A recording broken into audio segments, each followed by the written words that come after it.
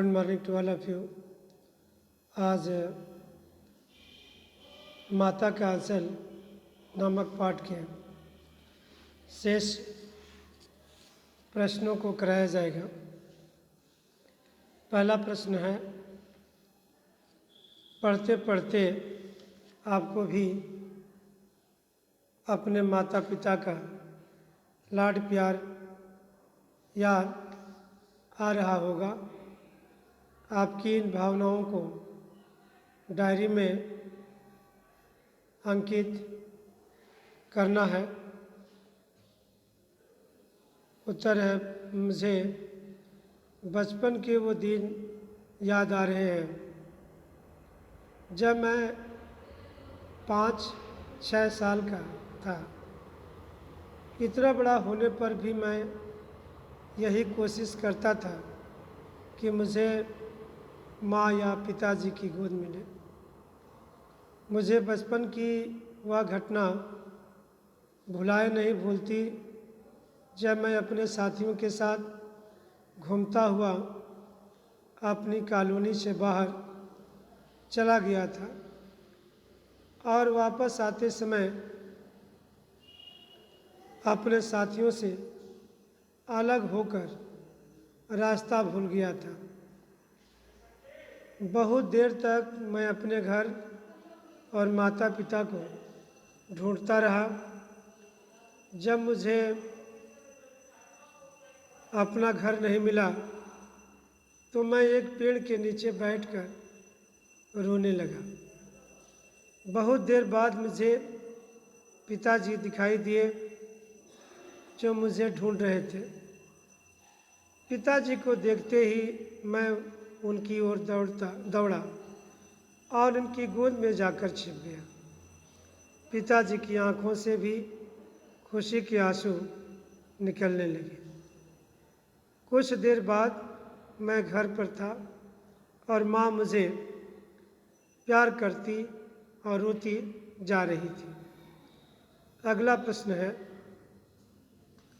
यहाँ माता पिता का बच्चे के प्रति जो वात्सल्य व्यक्त हुआ है उसे अपने शब्दों में लिखिए। उत्तर है, निम्नलिखित घटनाएं माता पिता के वात्सल्य को व्यक्त करती हैं। पहला है, भोलानाथ के पिता का सुबह सवेरे उठकर भोलानाथ को भी नहलाकर अपने साथ पूजा पर बैठा लेना और उसके माथे पर बभूत का तिलक लगा देना, उसे प्यार से भोलानाथ कहकर पुकारना। दूसरी विशेषता है, पिताजी द्वारा उसे अपने कंधों पर बिठाकर गंगा जी जाना, खेल खेल में कुश्ती लड़ना। तीसरी विशेषता है, पिताजी द्वारा भोलानाथ को अपने हाथ से फूल के एक कटोरे में गोरस और भात सान कर खिलाना तथा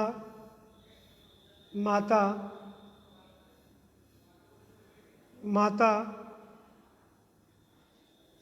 द्वारा तोता, मैना, कबूतर, हंस, मोर आदि के बनावटी नाम से कौर बनाकर खिलाना। माँ द्वारा भोलानाथ की चोटी गूंथना आदि। चौथा है, सांप से डरकर भोलानाथ को कांपते देखकर पिताजी का तेजी से उसकी ओर आना तथा माँ का जोर से रो पड़ना। अगला प्रश्न है, माता का आंचल शीर्षक की उपयुक्तता बताते हुए कोई अन्य शीर्षक दीजिए। उत्तर है किसी भी उपन्यास या कहानी का शीर्षक किसी घटना, पात्र, देश, काल या वातावरण पर आधारित होता है। माता का अंचल शीर्षक भी उपन्यास की घटना पर ही आधारित है। इस कहानी में माँ के अंचल की सार्थकता को समझाने का प्रयास किया गया है। बालक भोलानाथ का अधिक जुड़ाव पिता के साथ था, तब वह पिता की अपेक्षा माता की गोद में छिपकर ही शांति व सुरक्षा का अनुभव करता है। माता से बच्चे का ममत्व का रिश्ता होता है।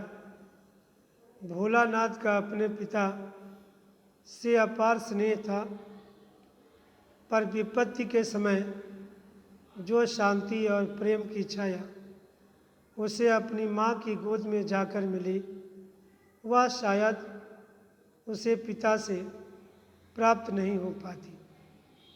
लेखक ने इसलिए पिता पुत्र के प्रेम को दर्शाते हुए इस कहानी का शीर्षक माता का अंचल रखा है, जो कि पूर्णतः उपयुक्त है।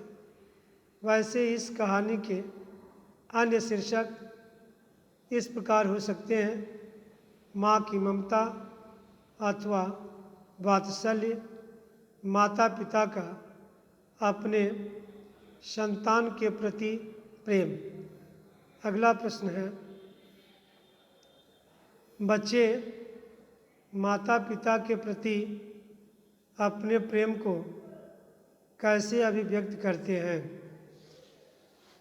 उत्तर है, बच्चे माता पिता के प्रति अपने प्रेम को निम्न प्रकार से अभिव्यक्त करते हैं। प्रथम, बच्चे कई बार रूठकर दूर चले जाते हैं और पास नहीं आते। तब माता पिता को विनम्रतापूर्वक उन्हें मनाना पड़ता है। द्वितीय, बच्चे अपनी माता की गोद में छिपे रहते हैं और बाहर निकलने को तैयार ही नहीं होते। तृतीय, बच्चे पिताजी की गोद में चढ़ जाते हैं और उनकी छाती से इस प्रकार लिपट जाते हैं कि पिता का कठोर हृदय भी द्रवित हो जाता है। चतुर्थ, बच्चे अपने माता पिता के गाल पर प्यार करके भी प्रेम को अभिव्यक्त करते हैं।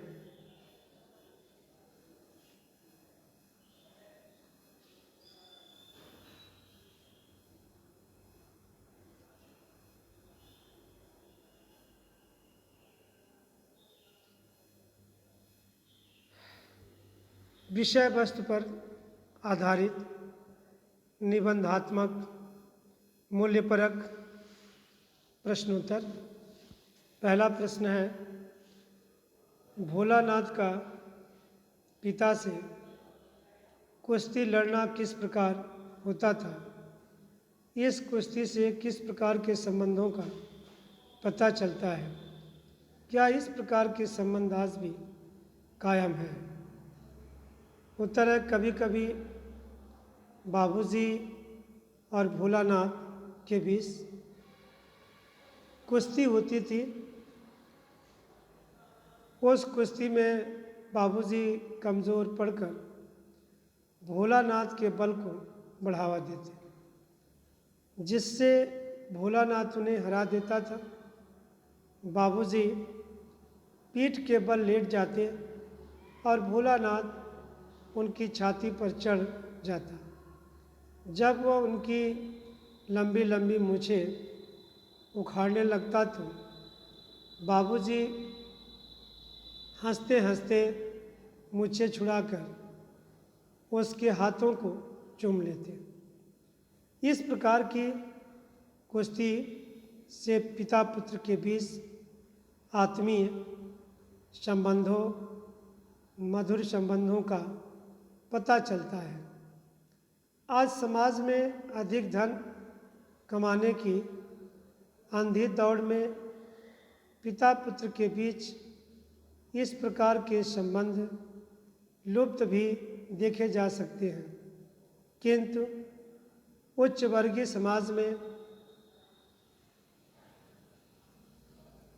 पिता के लिए इस प्रकार के खेलों हेतु समय निकालना बहुत कठिन है। अगला प्रश्न है, भोलानाथ की मैया उसको थोड़ा और खिलाने की हट क्यों करती थी? वह उसके बाबूजी को क्या कहती थी? इससे माँ की कैसी छवि बनती है? उत्तर है, भोलानाथ के भरपेट खाना खाने के बाद भी उसकी माँ उसको थोड़ा और खिलाने का हट करती हैं।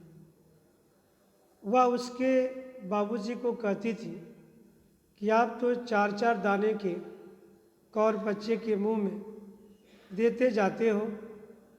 इससे वह थोड़ा खाना खाने पर भी यह समझ लेता है कि बहुत खा चुका है। आप खिलाने का ढंग नहीं जानते। बच्चे को भर मुंह कौर खिलाना चाहिए। माँ के हाथ से खाने पर बच्चों का पेट भी भरता है। माँ के ऐसे व्यवहार से स्पष्ट होता है कि वह अपने बच्चे के प्रति अधिक ममत्व, ममता के कारण चाहती है कि वह अधिक से अधिक खाए और वह मानसिक एवं शारीरिक रूप से शक्तिशाली एवं ऊर्जावान बने। इससे माँ का अपनत्व एवं अत्यधिक स्नेह झलकता है। अगला प्रश्न है, भोलानाथ के खाने के समय माता पिता में नोक झोंक होती थी। आपको भी अपने बचपन का समय याद आता होगा जब घर में माता पिता के बीच नोक झोंक होती थी। ऐसे कुछ आप बीते प्रसंगों का वर्णन कीजिए।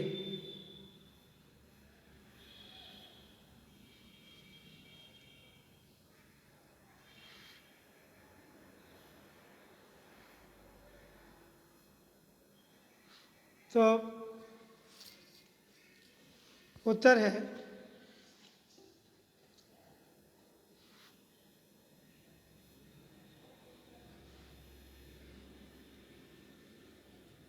लेखक अर्थात भोलानाथ जिस प्रकार भोलानाथ के माता पिता के बीच नोक झोंक होती थी, वैसे ही हमारे बचपन में भी माता पिता के बीच नोक झोंक होती थी। पिताजी किसी कारण हमें डांटते तो माँ हमारा पक्ष लेती थी और माँ डांटती तो पिताजी हमें प्यार करते। खाने के अतिरिक्त अन्य कामों जैसे खेलने कूदने तथा स्कूल जाने को लेकर भी माता पिता के बीच नोक झोंक होती थी। माँ हमें पढ़ने के लिए बैठने को कहती तो पिताजी हमें घुमाने ले जाने के लिए कहते। वास्तव में उन दोनों के बीच होने वाली नोक-झोंक हमारे प्रति उनके प्यार को ही प्रदर्शित करती थी। वे हमारी मानसिकता को भांपकर उसी के अनुसार प्रतिक्रिया करते थे। जब दूसरा माता पिता में से अन्य कार्य के लिए कहता। अगला प्रश्न है, माता पिता का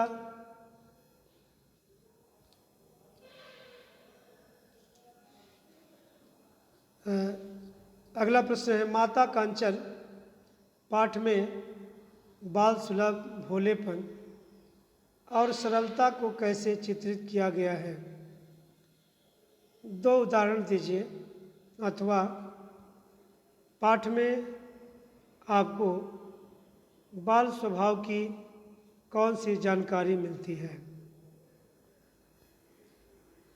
उत्तर है, माता का अंचल पाठ में बाल सुलभ भोलापन और सरल स्वभाव का यथार्थ चित्रण किया गया है। उदाहरणार्थ, बालक भोलानाथ कितना भी रो रहा हो, अपने साथ खेलने वाले साथियों को देखकर सिसकना भूलकर उनके साथ खेलने लग जाता था। दूसरा है, भोलानाथ एवं उसके मित्रों के खेल भी सरल होते थे। वे विभिन्न खेल खेलते थे, जैसे मिट्टी की मिठाइयाँ बनाते, घरौदा बनाते, खेती करने के खेल खेलते तथा बारात के जुलूस में कनस्तर का तंबूरा बजाते चलते। ये सब खेल बाल सुलभ भोलापन और सरसता के ही परिचायक हैं। तीसरा है, भोलानाथ और उसकी मित्र मंडली का शरारतें करना, जैसे मूसन तिवारी को चिढ़ाना, चूहे के बिल में पानी डालने जैसी शरारतें करना बाल सुलभ स्वभाव को दर्शाता है। अगला प्रश्न है, लेखक के पिता का बच्चों के साथ खेल में शामिल होना क्या दर्शाता है? अपने शब्दों में स्पष्ट कीजिए। उत्तर है, लेखक अपने मित्रों के साथ अपनी रुचि और अपने ग्रामीण परिवेश के अनुसार खेला करता था। वे कभी हलवाई का खेल खेलते, तो कभी घरौदा बनाकर, कभी रसोई बनाते, शादी का खेल खेलते, खाना बनाने और खाने का खेल खेलते, तो कभी खेत खलिहान में खेती करने का। लेखक के पिता अपने बेटे को बहुत प्यार करते थे।